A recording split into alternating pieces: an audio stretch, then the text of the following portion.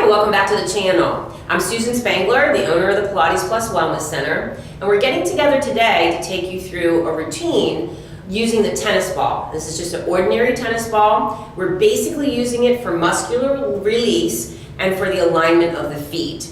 So we'll do a little routine first, starting where we're working on your feet, and then we'll take it to the mat and work on your shoulders and a little bit on your hamstrings and then the glutes. And the nice thing about this routine is it's very portable. A tennis ball you can travel with anywhere you go, and you can do a lot of the work that you need to do on yourself to make your life better.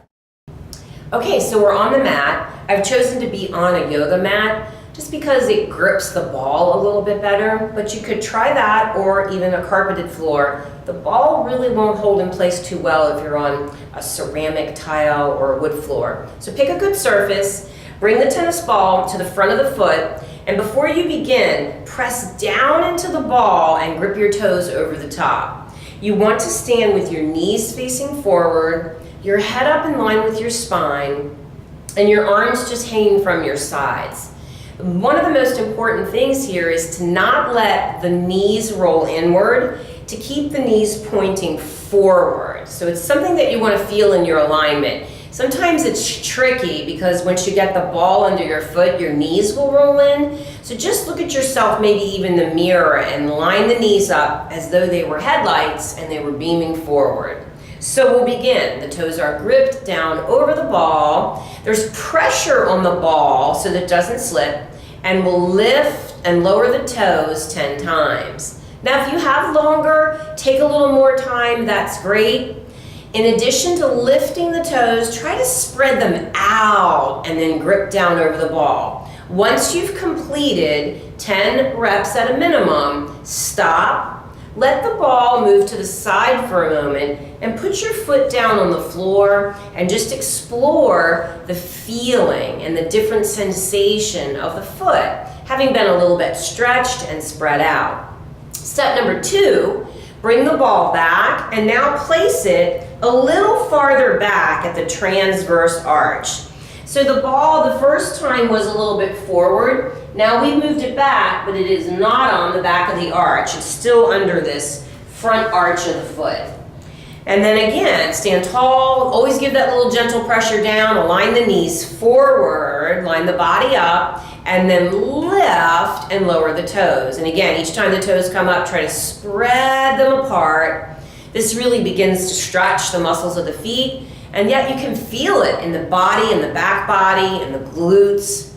After you've done your 10 reps, again, push the ball to the side for a moment and always take this moment of observation. What ends up happening is you start to feel as though the weight is differently distributed and the foot feels flatter. And you start to realize how simple it is to change how grounded you are.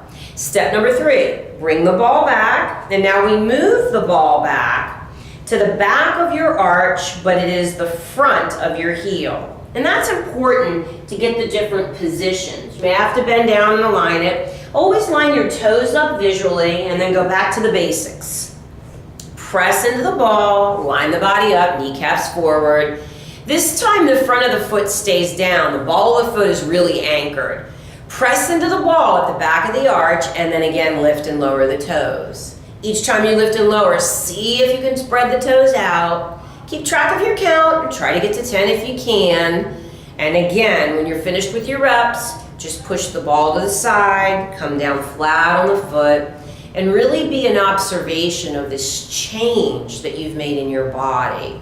And then the last step is really easy. Step number 4, bring the ball back in, place it right underneath the meat of the heel of your foot, right in the center of your foot. So it's right under the heel. Line your toes up visually, knees forward and head up. Press through the back of the body. So feel the glute engage, the hamstring engage. Press down into the ball and lift and lower the toes. Again, kneecaps forward, toes are nice and spread out. Take it through the 10 reps. And then when you're finished, step down to the floor, get even and flat on the feet, and start to appreciate now how you've rooted your body down on that side. Sometimes it even feels like your shoulders have shifted and your hips have shifted. And then all you have to do is repeat it on the other foot.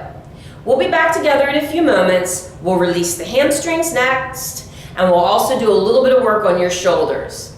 I'll see you on the floor. So welcome back. We're now on the floor on our mat, and we're going to take the tennis ball, and then I'll show you the placement, and then we'll get started with the exercise. So placing the ball all the way at the back of the head of the hamstring, which is just in front of the sit bone, we'll lay the leg down long, flat on the mat, and you can't really see the ball much anymore, but the ball stays in that position. Take the hands behind you and sit up as tall as you can, and we'll begin to point and flex the toe. So we'll point the toe and flex the foot. The main thing is we want to be looking at the leg and make sure the heel is lined up behind the foot, that the foot's not rolled outward, for example.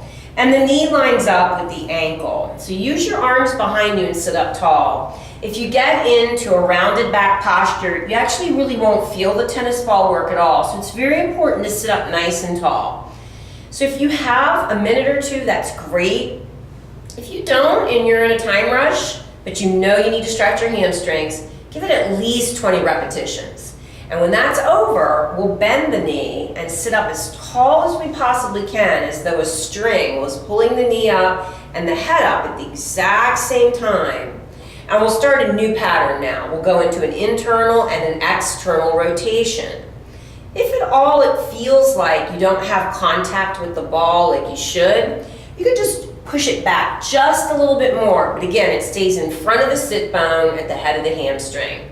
So externally rotate and internally rotate. And it's nice now because it gets a little bit of a wider range through the head of the hamstring. You have this interior rim, and then you have this lateral or outer part of the hamstring. And again, when you're finished, take the ball out, lay it on the floor, and just notice how the two sides feel. You should have a big appreciation for the fact that this leg feels flatter, it feels softer, and it feels more relaxed. And there's only one thing left to do. You have to repeat that on the other leg. You do that on your own, and then I'll meet you on the mat, and we'll do a little bit of work with placing the tennis ball up in the shoulder area. Great, so we're on our back now, lengthened out on the mat. We'll use the tennis ball at the neck. So I'll place the ball and show you exactly where to put it. And again, just a reminder, we always want to use a used tennis ball. A new tennis ball might be a little too hard. So we'll place the ball now sort of up above the shoulder and then just rest onto the floor. And again, if you're on your yoga mat, it'll hold the ball there so it doesn't pop out.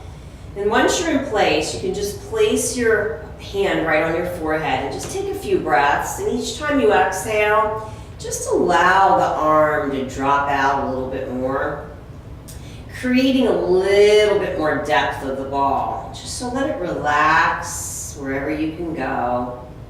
And if you feel comfortable, you can add a little bit of movement to it. You can do a few circles in each direction. Just breathe and release. And if you have time, feel free to adjust the ball up or down, in or out, because the area is pretty wide and the tennis ball is only in one portion of it. If you feel like you could slide it down a little bit more, do that. I'd like to caution you though, don't place the tennis ball on your spine. You're going to be outside the spine, toward the elbow or the shoulder. And then of course when you're finished, just take the ball away and allow your body to melt to the floor and just observe how that side feels different.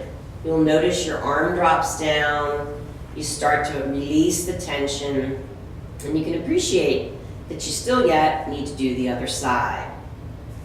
And I'm just going to pop up. I want to thank you for joining us today and for experimenting with the tennis ball. Check out some of our other videos. There may be some other things in there that you find helpful in terms of release and stretch work. Hopefully we'll see you again. Thank you for joining us.